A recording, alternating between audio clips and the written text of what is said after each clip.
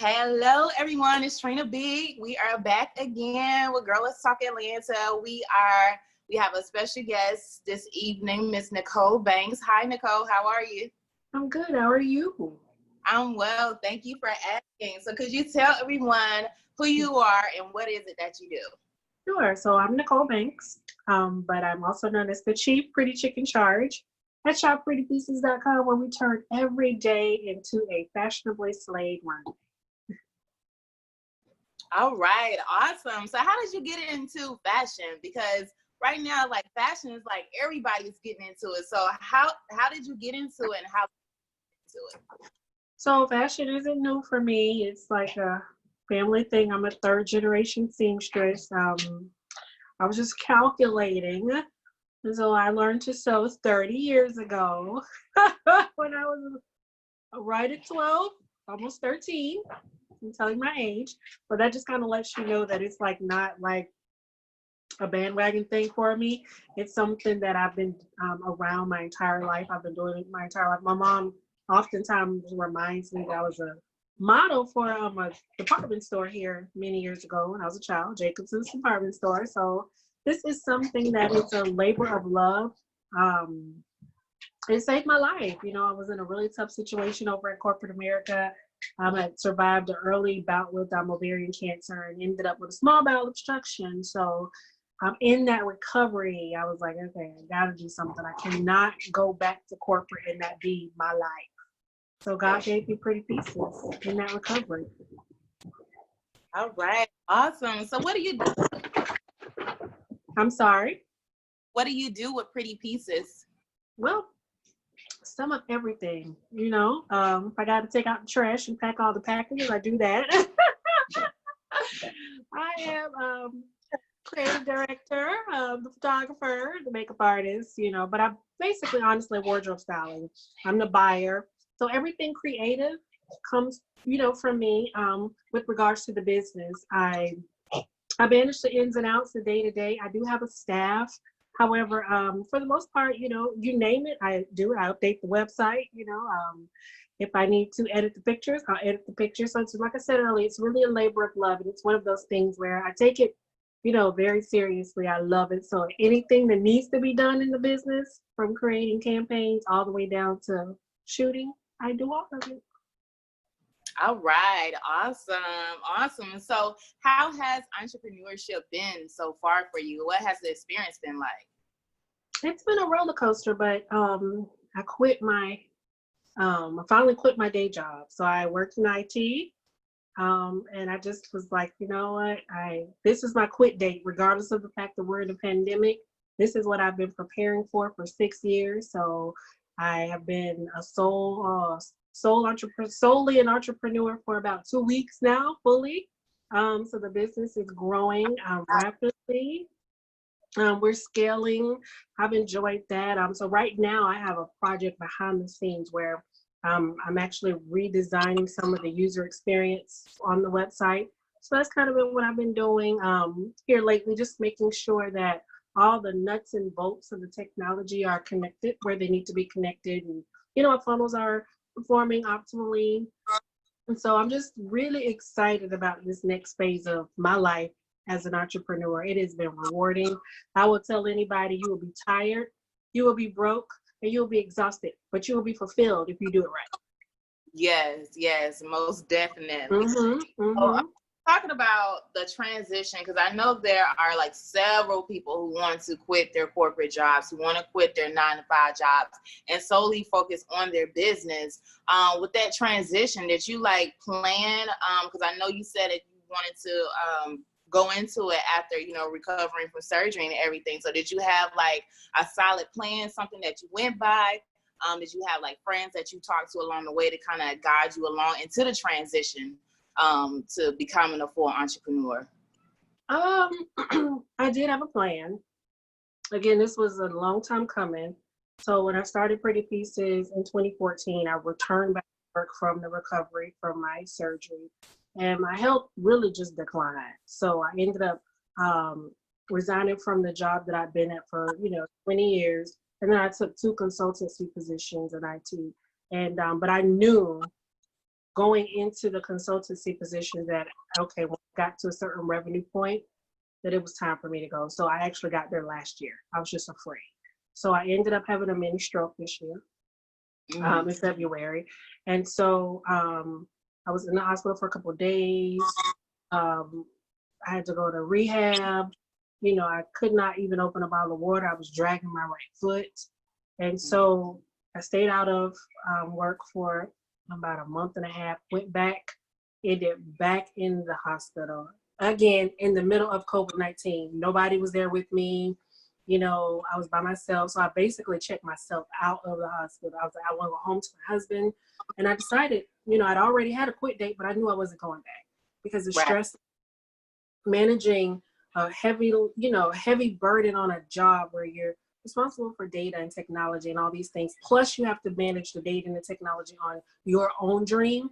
And when you make the same amount of, you know, money in a day that you make in a month on your day job, you know, that's where you say enough is enough. So I'd had enough, and I just decided I didn't want to go back. But there was a lot of planning. There had to be, you know, capital reserves. There had to be enough money to cover my personal bills for, you know, quite some time. And, you know, I encourage anybody to put the plan in place and make it work. Set your quit date and break your goals out into like little bite-sized chunks. So you know you have to replace this amount of income. What is it going to take? So if you're selling units, how many units is it going to take, you know, for you to replace that income, you know, from a profit perspective? So that's basically what I was doing for like 6 months. Like, okay, here's my top sellers. Here are the units I need to sell. Here's where I have to be by 6 o'clock every day. I have to have, you know what I mean? So it was a process. It was a formula, and it was a lot of soul searching and a lot of praying. Definitely.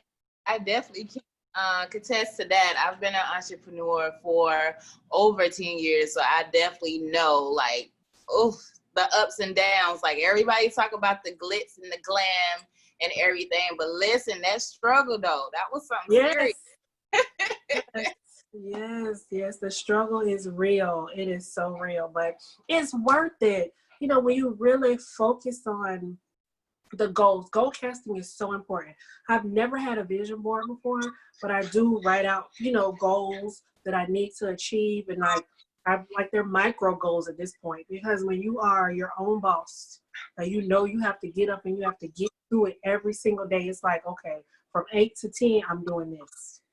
And this is where I need to be. You know what I mean? So I really encourage everybody to follow the plan, set those goals, and when you write it down, it's just something about writing it down. It is just something about writing it down. And that's my advice. And yes, I have some people I talked to along the way, and, you know, they encouraged me. They knew that I could do it, and I just didn't believe in myself as much. And so I appreciate those people that were there, you know, along the journey, and they were like, okay, you got this, you know. It's been scary, but it's good. Okay, yes. So describe to me your ideal client. My ideal client, I'm my avatar. Let me just say that. I'm my ideal client. You know, you are probably my ideal client. You know, we are entrepreneurs. We attend social gatherings, and where we want to make a statement, we want to say something without opening our mouth. You know what I mean? My Greek sisters and my college educated women that walk in corporate America, and they just want to be well put together, all the way down to my everyday girl who just likes to have those really, really nice pieces in her closet for whenever she needs them. So, you know, the 30 plus brunchers, the ladies at lunch, you know what I mean? That's my girl. We love brunch, especially here in Atlanta. Yeah, I know. I've been to brunches in Atlanta. Yes. So do you travel here often?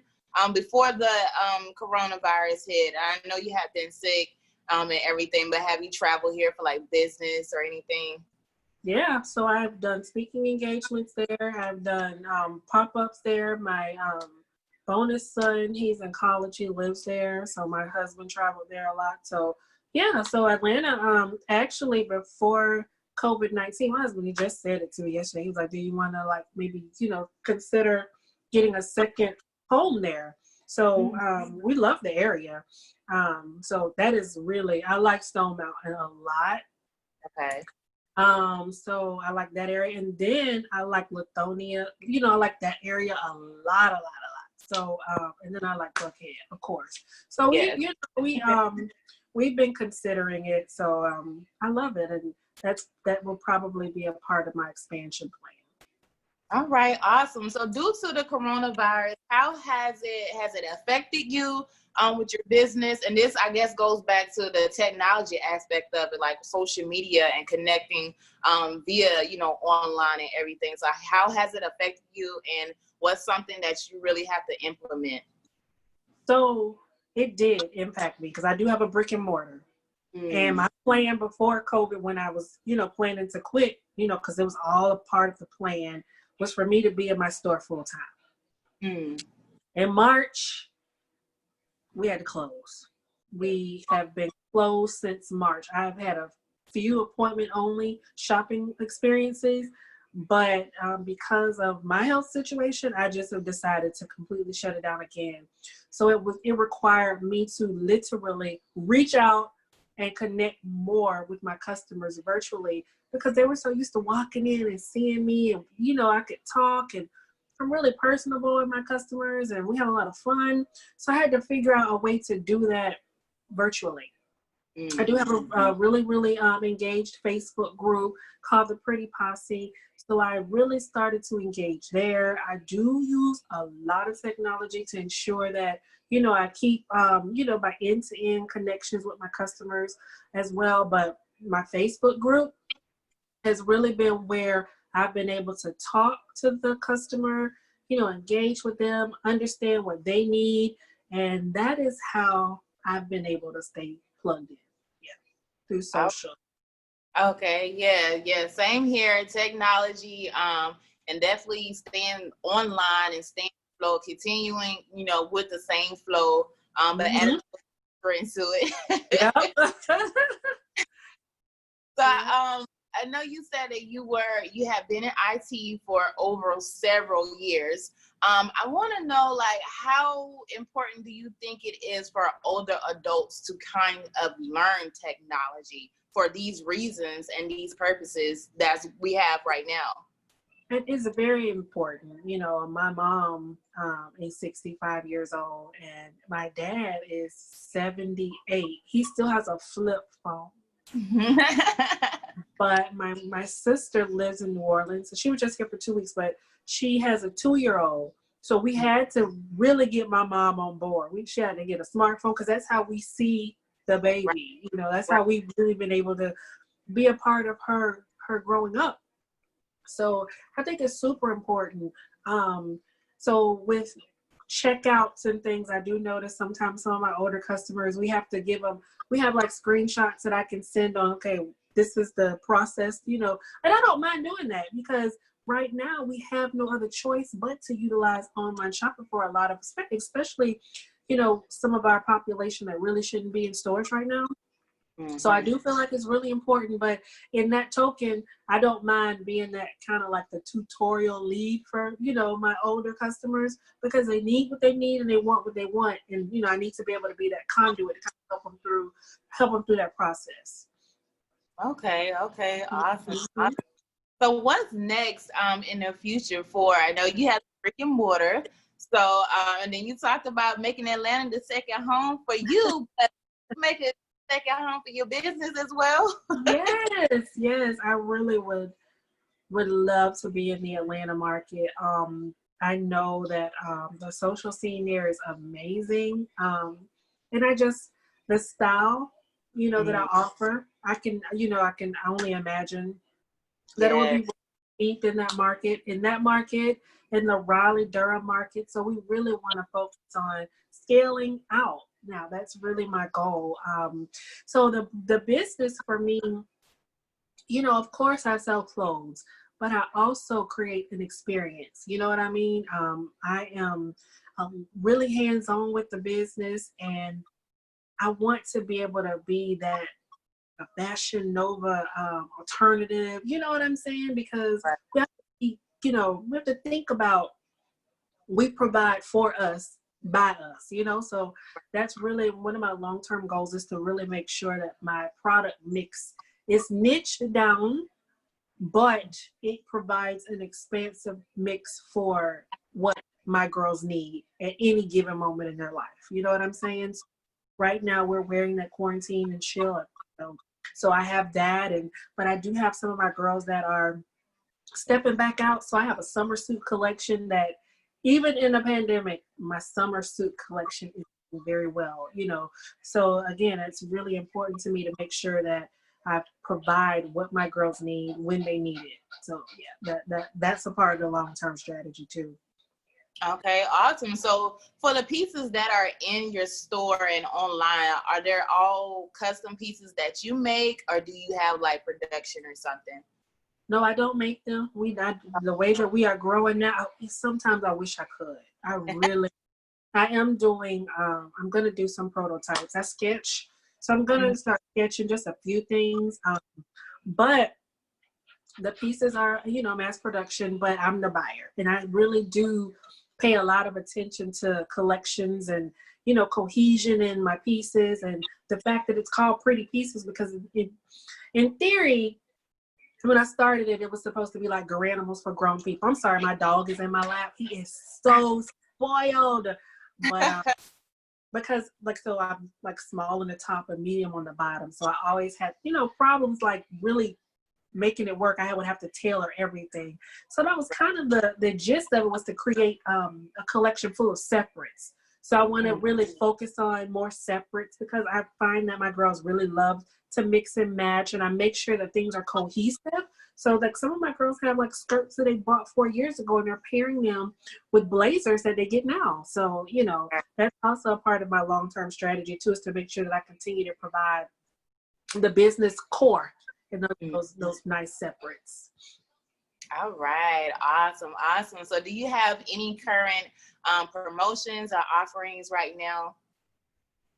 Right now, there's a 15% off. I'm going to run, so I have this thing called $20 Tuesday, but I do it very sporadically now. So I'm kind of like Beyonce, like I'll just drop it. Like I don't give nobody any head nothing. No, it's like bam. So I might run like a $20 Tuesday deal from 10 p.m. to midnight tonight on a couple pieces. And then I do buy one, get one 25% off is really one of my sweet deals. It happens once a month as well. But right now we have that 15% off. It's not even a code you need. You just put it in your cart, you check out, and it's automatically applied for you. All right, awesome. So can you tell everyone how they can reach you and where can they purchase from? So you can reach me on Instagram at Cheap Pretty Chick, or over on the business page at Shop Pretty Pieces, or you can purchase at shopprettypieces.com on the World Wide Web. And I am Pretty Pieces on Facebook, and my group is the Pretty Posse. All right, awesome. Now I did read over your bio, and you do speaking engagements as well. So can you tell everyone, I guess, like some of the topics that you will be open to doing any type of like virtual speaking engagements right now? So right now, I'm really, really big on African American aesthetic, like, fashion for the culture. I'm super big. I just did an interview for Women for the Culture, and that's my sweet spot right now. And then anything fashion related, and I do some motivation too, because my backstory is really, really amazing. I was told I wouldn't live to see my first birthday, and I will be 43 in September. So I do some, motivation as well. Right. So yeah. So I and then technology, how to effectively utilize technology in a fashion business. That is really, one of my sweet spots. I love to talk. Bots and code, and I love it. So that's also a topic that I would be more than happy to jump on a virtual experience and talk about. All right, awesome. Well, guys, there you have it with Miss Nicole Banks, if you would like to contact her for any of her services. Especially check out her website. She has some amazing pieces. I checked it out myself. So it's a $20 Tuesdays. You need to DM me for that. Yeah. But if you guys please check out her website, also follow, and if you are interested in having her speak at any of your upcoming virtual events, definitely do so. And you saw her first right here with Trina Beatwood. Girl, let's talk.